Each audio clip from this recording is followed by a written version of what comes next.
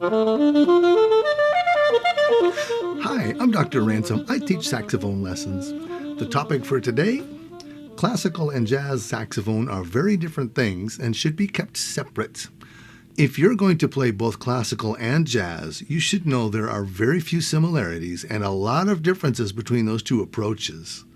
I'm not saying you shouldn't play both, go for it. But if you want to become truly great at both classical and jazz saxophone, you should at least be clear about your approach. A lot of players are comfortable in that squishy, undefined middle ground. Personally, I find it annoying every time I hear a classical saxophonist playing jazz, or a jazzer playing classical, because they just never get it right. It's not authentic. Maybe it's impossible. Maybe it requires too much concentration. Please allow me a few moments to show you what I mean. NASA, the North American Saxophone Alliance, has made it clear that one of their goals is to bring classical and jazz into one study, one style, one composition at a time. Their method is to commission new solo works that bridge the gap and create a sort of hybrid style. Well, I'm not a big fan of hybrids. Unless you count automobiles, because that really is a great idea. But most hybrids are not so great. Take hybrid bicycles, for example. They're okay on pavement, and they're okay in the dirt, but they're not the best for either one. The idea of something being sort of this and sort of that usually winds up with something that's not as good as either one. Here's some other examples. TVs with built-in VCRs, multi-tools, all-in-one printers, laptops with detachable keyboards. In all these cases, the hybrid is inferior to the single-purpose device. Right around the same time I was introduced to NASA in the late 1990s, I also attended a master class by a pretty well-known jazz saxophonist who was adamant that you keep the two styles as separate as possible. He told us, when you practice, do all your classical first and save all your jazz for later. Never play jazz on a classical setup, and never play classical on a jazz setup, and always be conscious of the equipment and the differences inherent to the two styles. He also pointed out that it's almost impossible to do that, and nobody could point to a single example of anybody who had achieved greatness in both genres. The kind of embouchure you use, the tongue, the posture, the fingering choices, the vibrato, how we react to different articulation symbols and dynamics, all these things are approached differently. You could even say oppositely. Luckily for us, we don't have to choose between buying a classical or a jazz saxophone. I mean, some manufacturers have targeted the jazz market, but they mostly just make some of their horns in different colors so they look cool.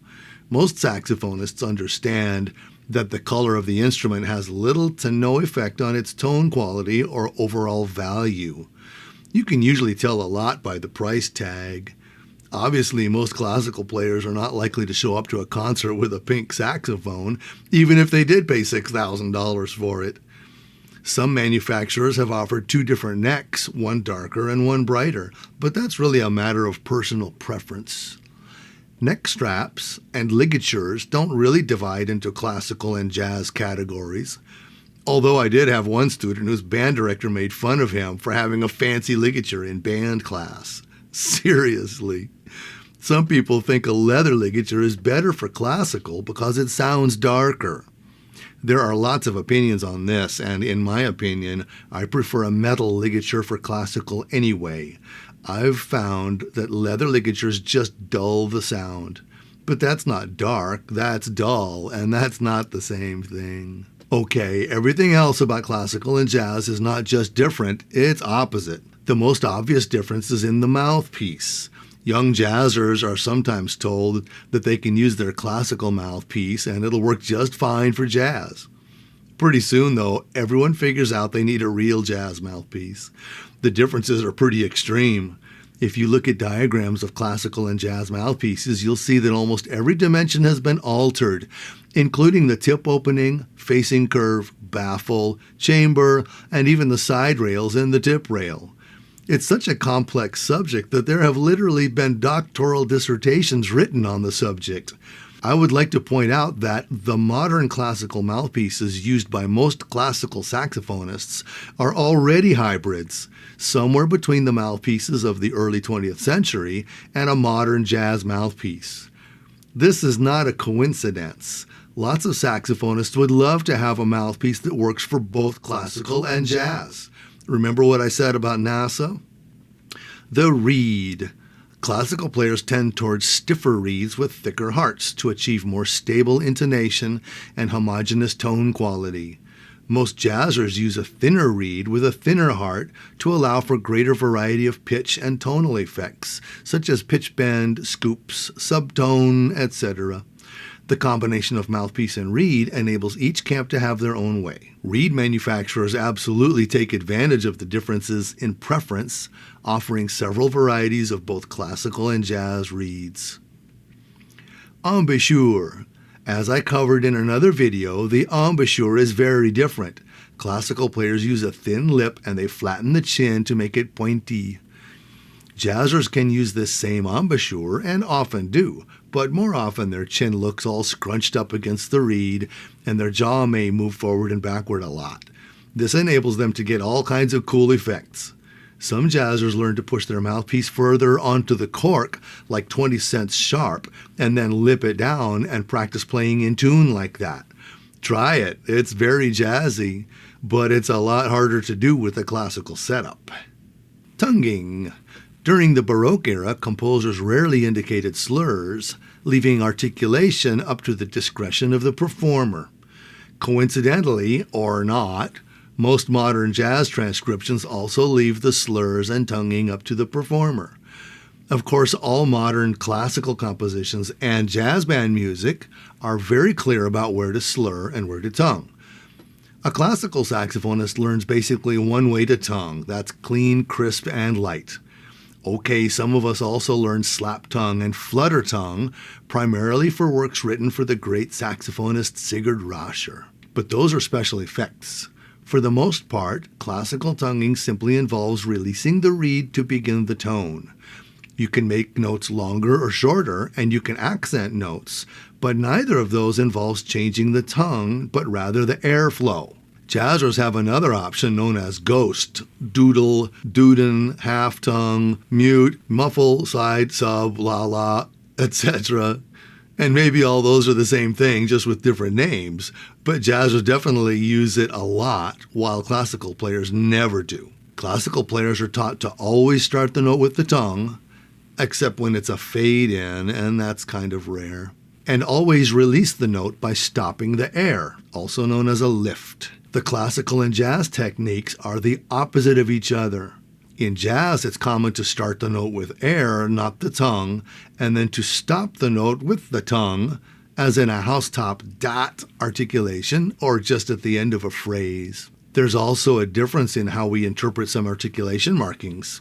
Staccato, for example, I was taught that it means short, light, and separated. Later, I learned that classical staccato doesn't necessarily mean really short, and sometimes only a little bit shorter than full length. Jazzers are taught to play staccatos very short.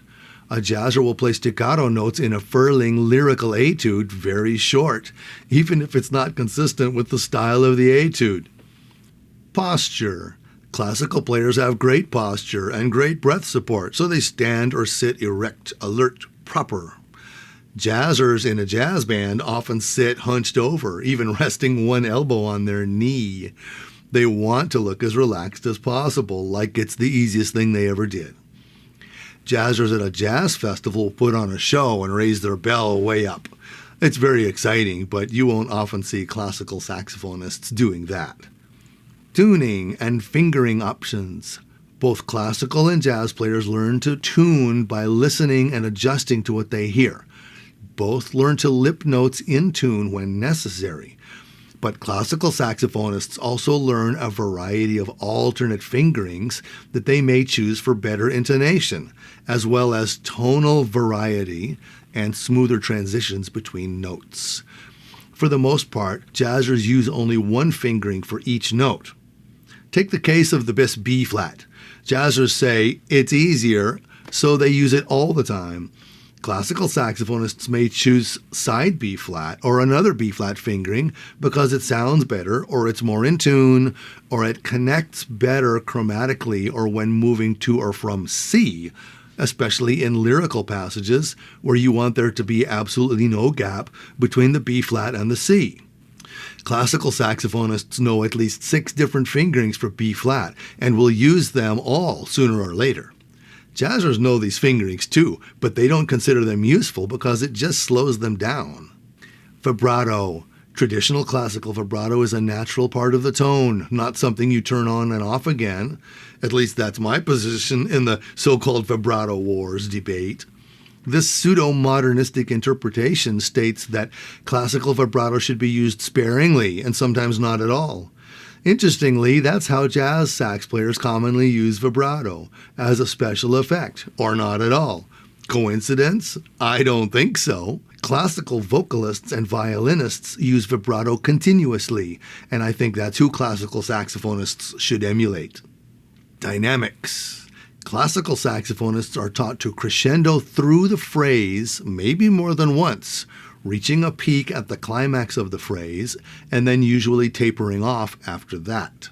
Crescendos aren't dependent upon how high or how low the pitch goes.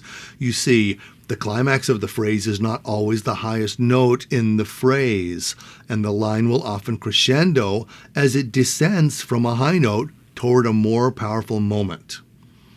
Jazzers, on the other hand, just crescendo up and decrescendo down, bringing out the higher notes and subduing the lower ones. You can always spot a jazz-influenced saxophone teacher when they instruct you to have your dynamics follow the contour of the line. That means crescendo up and decrescendo down, and it's not the classical model. Here's a chart showing the differences I've described between classical and jazz approaches. Is it possible to stay on one side or the other without accidentally crossing over? Or should you just find a compromise that enables you to play both without having to change? Is it possible to master both independently? Or does it even matter? I know a lot of college professors that make a living in that middle ground, and they like it that way. Personally, I think their classical playing sounds a bit too bright, and their jazz sounds too organized, at least compared to purists on both sides. I also know college professors that are firmly in one camp or the other, but they're in the minority. In lessons with my own students, I try not to harp on this issue too much, but I do sometimes bring it up if I detect a lack of intent. I always encourage them to think about the details and not just feel it. If you want personalized, focused attention, you can sign up for private Zoom lessons with me. You can take as many or as few as you like, no obligation, and the first lesson is free. Just send an email to the address in the description and let me know. I'm not expensive. Thanks for listening, and please like and subscribe for more videos.